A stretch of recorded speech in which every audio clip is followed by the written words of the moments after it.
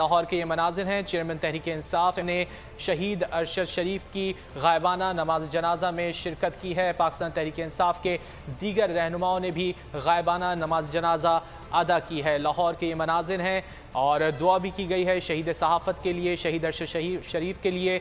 और चेयरमैन तहरीक इंसाफ इमरान खान ने गायबाना नमाज जनाजा में शिरकत की है और पाकिस्तान तहरीक इंसाफ के दीगर रहनुमा हैं, उन्होंने भी गायबाना नमाज जनाजा में शिरकत की है। लाहौर के ये मनाजिर हैं जहां तहरीक इंसाफ के चेयरमैन इमरान खान ने शहीद अरशद शरीफ की गायबाना नमाज जनाजा में शिरकत की है। बात कर लेते हैं ब्यूरो चीफ खावर अब्बास, क्या तफसीलात हैं?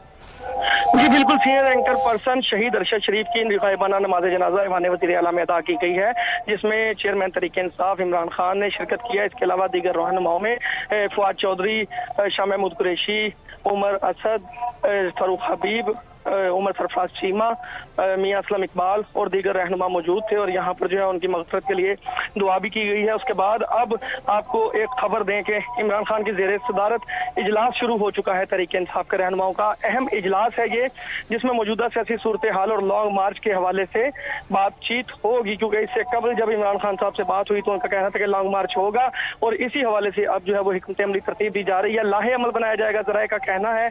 और तमाम कानूनी अमूर जो हैं उन पर भी बात की जाएगी। डीआईजी ऑपरेशन पंजाब मोहम्मद वकास भी यहाँ पर तशरीफ लाए थे और उन्होंने यहाँ पर आकर सियासी सूरत हाल के अलावा जो जितनी भी सिक्योरिटी की सूरत हाल है उस पर भी ब्रीफिंग दी तहरीक इंसाफ के रहनुमाओं को। ठीक है खावर, बहुत शुक्रिया इन तफसीलात के लिए।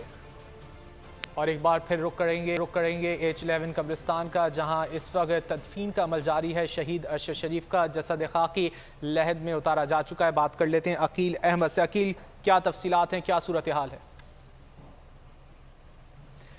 अकील अहमद से एक बार फिर रब्ता करने की कोशिश करेंगे। शहीद सहाफ़त अरशद शरीफ का जसद खाकी लहद में उतारा जा चुका है और उनको सुपुर्द खाक कर दिया